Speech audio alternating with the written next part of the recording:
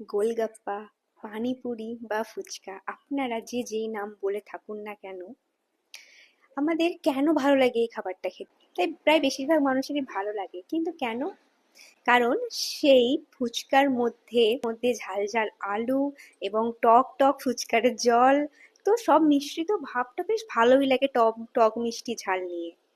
সেরকমই আমাদের জীবনেও আমাদের নিজেদেরকেও এরকম ভাবেই থাকতে হবে, বা এরকম তৈরি হতে হবে যে কিছুটা মিষ্টি, কিছুটা সত্য বলার সাহস, কিছুটা টক নুনটা তো এরকম ভাবে আমাদের তৈরি করতে হবে। খুব মিষ্টি হয়ে গেলাম, সমাজের মানুষ আপনাকে ছিঁড়ে খাবে।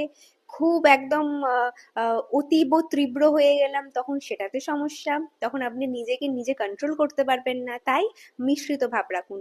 যে যেমন ব্যবহার করছে তার সাথে ব্যবহার ভালো করুন, মিষ্টিভাবে মিশুন, ব্যবহারের উপর প্রতিক্রিয়া জানান এবং নিজের পার্সোনালিটি একদম ধরে রাখুন।